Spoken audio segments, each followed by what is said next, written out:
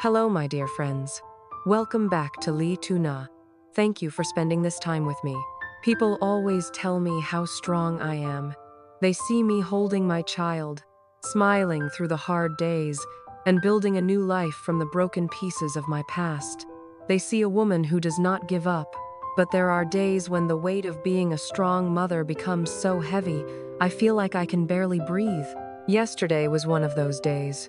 The morning started early, long before the sun came up. My little one was restless, crying and needing me constantly. My body ached from a lack of sleep. My mind felt clouded, and somewhere in the silence of the cold house, old memories began to creep in. The shadows of what happened to me, the pain I thought I had left far behind, suddenly felt very close again.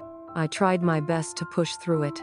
I washed the clothes, prepared the meals, and kept a brave, happy face for my child. But as the long afternoon approached, I looked around the quiet room, and a deep, overwhelming wave of exhaustion washed over me. I realized I could not just keep pretending that day. I needed a safe place. I needed to go home. Not my own house, but the home where I grew up. So, I packed a small bag, held my baby close to my chest, and started the journey to my mother's house. Being a mother changes you in ways you never truly expect. From the moment you hold your baby for the first time, a switch flips inside your heart. You suddenly become the protector, the provider, the one who must have all the answers. When my child cries, I am the one who soothes the tears. When the night is dark and scary, I am the one who turns on the light and says everything will be okay. And most days, I do this willingly. I do it with all the love in my world. But what happens when the mother is the one who is scared? What happens when the protector is the one who feels completely broken and lost inside? Over the past year, I have built a thick wall around my heart. I had to do it. After the storm that tore my life apart, I learned that showing weakness was not a safe option. I had to be the solid foundation for my child. I had to prove to the world, and maybe to myself, that I could survive alone. I smiled at the neighbors. I worked hard. I kept our little home warm and bright. People look at me now and say, Tuna, you have overcome so much. You are so resilient. And I always lower my head and say thank you. But inside, behind the polite smile, there is a tired young woman who just wants to put down the heavy bags she has been carrying for so long.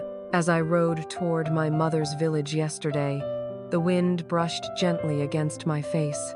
My baby was finally asleep, resting safely against my heartbeat. I looked down at those tiny, peaceful hands, and a tear slipped down my cheek. I wiped it away quickly, even though no one was watching me on that quiet road. It has become a habit, hiding my tears. I realized that somewhere along this difficult journey of healing, I forgot how to cry out loud. I forgot that it is okay to ask for help. I convinced myself that because I am a mother now, I must be made of iron. But iron gets cold. Iron gets heavy. And on that road, surrounded by the familiar trees and green fields of my childhood, the iron shell around my heart began to crack. I remember when I was a little girl, the world felt so simple. If I scraped my knee, my mother would blow on it, and the pain would magically disappear. If I had a bad dream, she would sit by my bed and hold my hand until I drifted back to sleep. Her gentle presence was the ultimate shield against the world. But growing up means you stop bringing your scraped knees to your mother. You start hiding your bad dreams because you do not want to worry her, especially when your life takes a painful turn. When my own family fell apart, when the tears in the dark were too many to count, I tried so hard to shield my mother from my pain. I wanted her to think I was completely fine. I wanted to be a good daughter by not becoming a heavy burden to her in her old age. But carrying the weight of a broken life while pretending to be whole is the most exhausting work in the world. And yesterday, my emotional strength finally ran out. The closer I got to my mother's house, the smaller I felt. And surprisingly, feeling small felt like a massive relief. I did not want to be the brave woman who survived a broken heart anymore. I did not want to be the capable single mother who can handle everything by herself. For just one day, I wanted to be a daughter again. I wanted to walk through a door and know that someone else was in charge. Someone else would make the warm tea. Someone else would tell me that the storm is outside and we are safe inside. I finally parked in front of the familiar wooden gate. The house looked exactly the same as it always had. Quiet, peaceful, surrounded by the green leaves of the garden. I took a deep breath, trying to compose myself. I told myself to smile, to look bright and happy before I walked in. I did not want my mother to see the heavy shadows under my tired eyes. But as I pushed the gate open and saw her familiar figure stepping out from the kitchen, wiping her hands on her apron, all my careful preparation began to slowly fall apart. My mother looked up, and her face immediately lit up with that bright, familiar joy she always has when she sees her grandchild. She quickly wiped her hands on her apron and hurried toward the gate to take the baby from my arms. I forced a wide smile, ready to say that we just wanted to visit, ready to pretend that everything was perfectly fine. But as she reached out and took my child, her eyes moved away from the baby and settled on my face. You know how mothers look at you. They do not just see your clothes or your forced smile. They look right through your skin, straight into your soul. She did not say a word about my smile. She just looked at the dark circles under my eyes, touched my cold cheek with her warm hand, and asked softly, "Are you tired today, my child?" That one simple question almost broke me. For so many months, I have been the one asking that question. I ask my baby if he is hungry, if he is cold, if he is tired. I ask the people around me how they are doing. But in the quiet routine of my daily life, there is no one living in the house to ask me if I am tired. When you are a single mother, the nights are the hardest part of the journey. The daytime is busy with chores, cooking, and working to build a future. But when the sun goes down and the world goes to sleep, the house becomes incredibly silent. You are left alone with a sleeping baby and your own racing thoughts. In those dark hours, the memories of my broken past often return. I think about the family I tried to keep together, the betrayal that tore my heart apart, and the terrifying reality that I am now doing this all on my own. I lie awake wondering if I am doing a good enough job. I wonder if my child will feel the absence of a complete family. Those silent fears are like heavy stones I carry in my chest every single day. There are kind people around me now. Alex often checks on us, bringing a gentle warmth and care that I never expected to find again. He helps me with the heavy work in the garden. He plays with my child, and he makes me smile when my days are dark. I am so deeply grateful for his presence. But even with his kindness, there is a specific kind of exhaustion inside me. It is a deep, ancient kind of tired that comes from constantly holding your life together so it does not fall apart. And I have learned that sometimes only the home where you were born can cure that kind of tired. My mother did not wait for me to answer her question. She saw the tears gathering in my eyes and simply turned around, carrying the baby inside. She told me to go wash my face and sit down, saying she had kept some warm soup on the stove. I walked into the old kitchen, and immediately, the familiar smell of wood smoke and ginger wrapped around me like a thick, warm blanket. It is the smell of my childhood. It is the smell of safety. I sat down on the small wooden stool by the fire and watched my mother move around the kitchen. She poured me a bowl of hot soup and placed it gently in my hands. I held the warm bowl, staring at the steam rising into the air, and for the first time in a very long time, I did not have to do anything. I did not have to be strong. I did not have to plan the next meal or worry about tomorrow.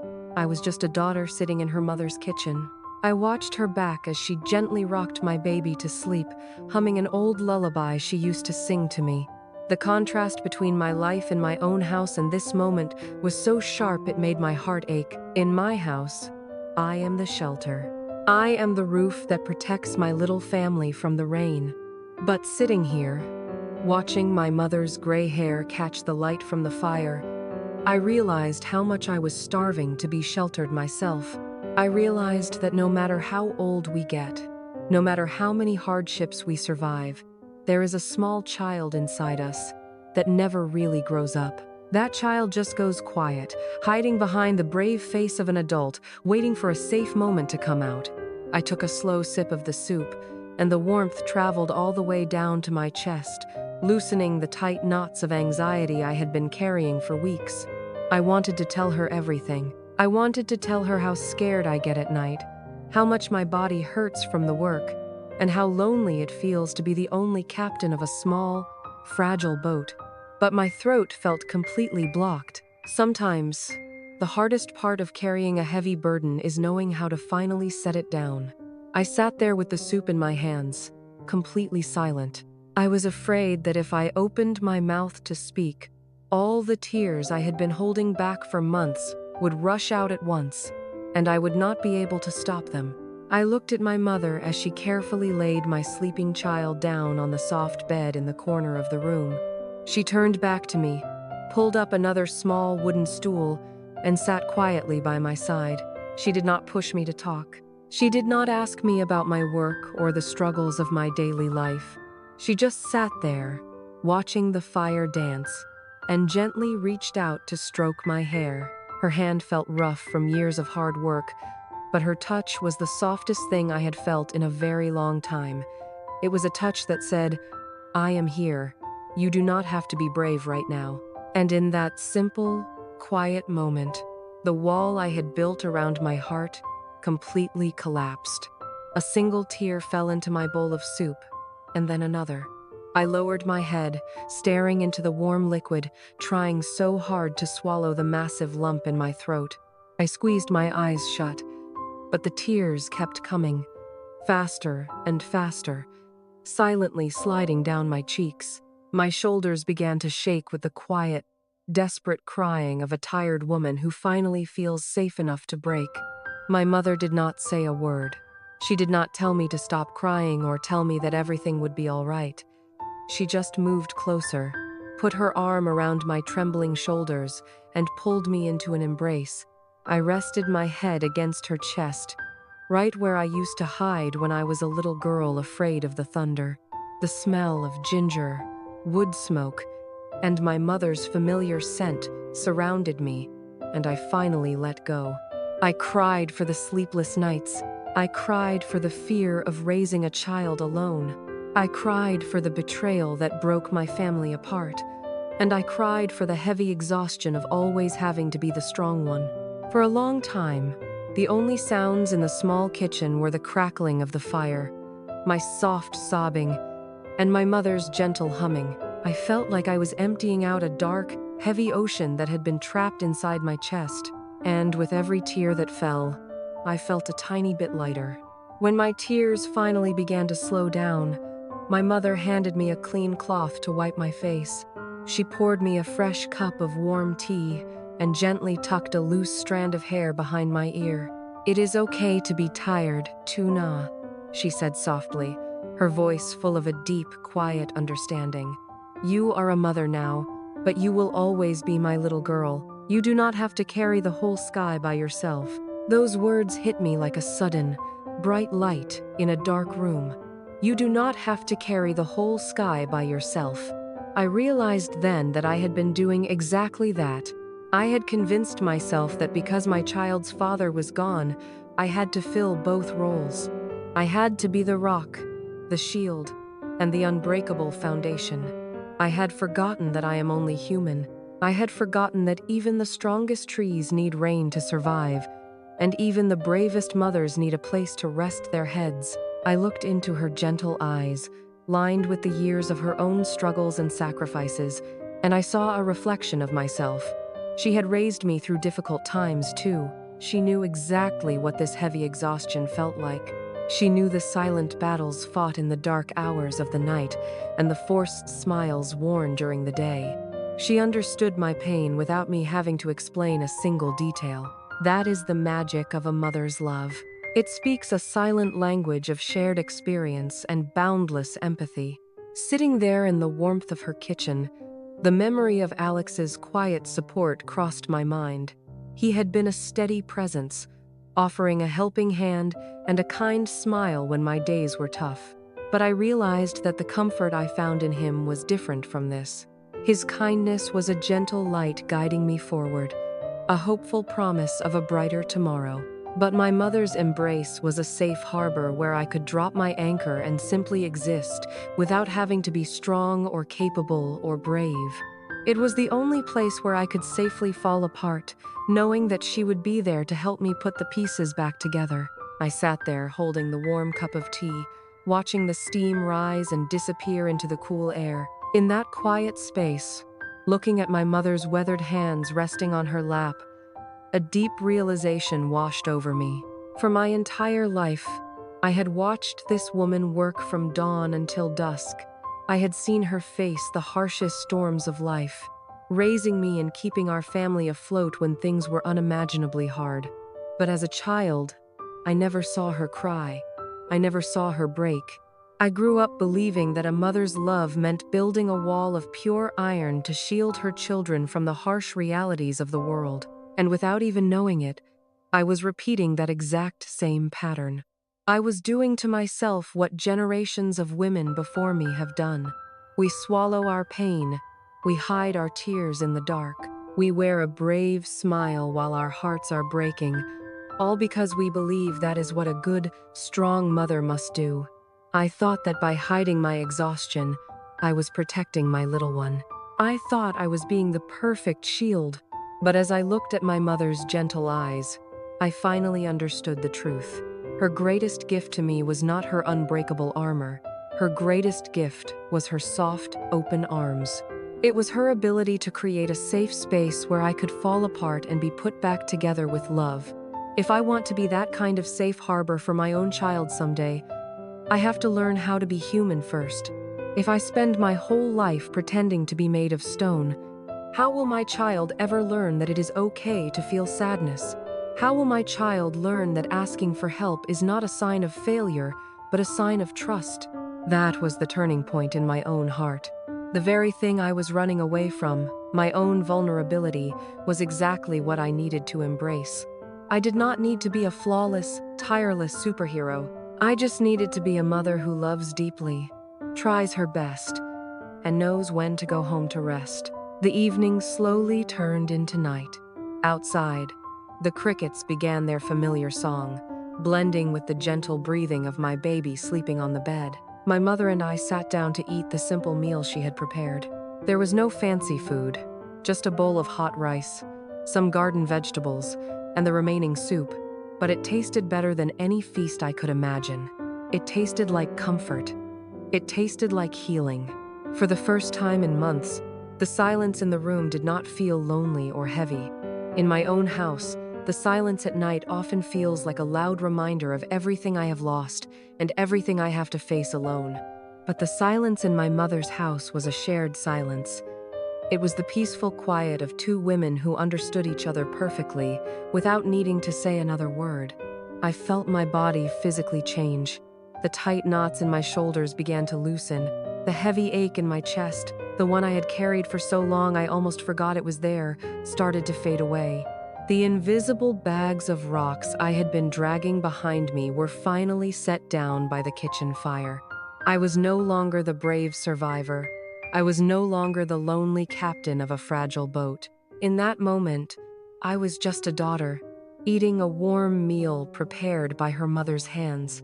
After dinner, my mother insisted I lie down next to my baby while she cleaned the kitchen. I did not argue. I crawled into the soft bed, pulled the familiar blanket up to my chin, and closed my eyes. Usually, it takes me hours to fall asleep, my mind spinning with endless worries about the future. But that night, listening to the gentle sounds of my mother washing the dishes and the soft breathing of my child, my mind grew wonderfully quiet. I slept a deep, dreamless sleep. It was the kind of sleep that does not just rest your tired body, but actually heals your wounded soul. I know that tomorrow, I will have to pack my bag and go back to my own house. I will have to return to the garden, the chores, and the reality of raising a child on my own. The challenges of my life will not magically disappear just because I had a good cry. The wounds of the past might still ache on rainy days, but something deep inside me has fundamentally shifted. I feel lighter. I feel like my heart has taken a long, deep breath of fresh air. When I opened my eyes the next morning, the sun was already pouring through the small wooden window, casting a warm, golden glow across the room. For a few seconds, I forgot where I was. I just lay there, listening to the quiet rustling of the leaves outside and the distant sound of a broom sweeping the yard. Then, I turned my head and saw my baby, still sleeping peacefully beside me, completely safe and completely loved. I took a deep breath. The crushing weight on my chest that I had brought with me yesterday was gone. It had been replaced by a quiet, steady sense of peace. I quietly slipped out of bed and walked out to the yard. My mother was already awake, sweeping the fallen leaves, humming the same gentle melody from the night before. A fresh pot of hot tea was waiting on the small wooden table. I sat down and poured myself a cup. The morning air was crisp and fresh. As I watched my mother work, I realized something beautiful about the circle of life. We spend our childhoods leaning on our mothers, drawing all our strength from their endless well of love. Then we grow up, we step out into the world, and we try to build our own lives. We face heartbreak, we endure storms, and we become mothers ourselves. We try so hard to be the strong ones, thinking we have to be completely independent. But the truth is, the invisible thread that connects a mother and a daughter never breaks. No matter how old we get, or how many scars we carry, that well of love is always there, waiting for us to return when our own strength runs dry. I know I am a single mother. I know my path is not easy, and there will be many more days when I feel exhausted and overwhelmed. The broken pieces of my past might still cast long shadows from time to time, but I am no longer afraid of those shadows. I have realized that true resilience is not about never feeling tired. It is not about pretending to be invincible. True resilience is knowing when to stop, when to lay down your armor, and when to let someone who loves you take care of you for a little while. Later that morning, as I packed my small bag to go back to my own house, I did not feel the dread I used to feel. I felt ready. I felt renewed. I knew that my quiet house was waiting for me. I knew my garden needed tending, and my little one needed my smiles. I also knew that kind people, like Alex, would be there to share the load and bring light to my days. But more importantly, I knew that whenever the world became too heavy, I had a place to return to. I have a mother who can look past my brave smile and see the tired girl underneath, and knowing that makes me stronger than I have ever been. Before I walked out the gate, I hugged my mother tightly. I did not say thank you for the soup or the warm bed. I did not need to. I just held her, letting all my silent gratitude pass between us. She patted my back gently, smiled, and told me to drive safely. As I rode back down the familiar dirt road, holding my baby close, the wind felt different. It felt like a gentle push forward. I am Lee Tu-na. I am a mother who has been through the storm. I am a woman learning how to heal. But above all, I am a daughter who is deeply, truly loved. And that love is the strongest armor I will ever need. My dear friends, thank you so much for listening to my story today. I know that many of you watching this are mothers too. I know how hard you work, how much you sacrifice, and how often you hide your own tears to keep your family smiling. If you have ever felt this exhausted, if you have ever just wanted to be a child again for one day, please know that you are not alone. Your feelings are valid, and your heart deserves to rest. If this story touched your heart, or if it reminded you of your own mother, please share your thoughts in the comments below. I would love to hear where you are watching from and what this journey made you feel. Please like this video and stay with me, because we still have so much to share on this path of healing together. Until next time, please take care of yourselves, and remember that it is always okay to ask for a warm embrace.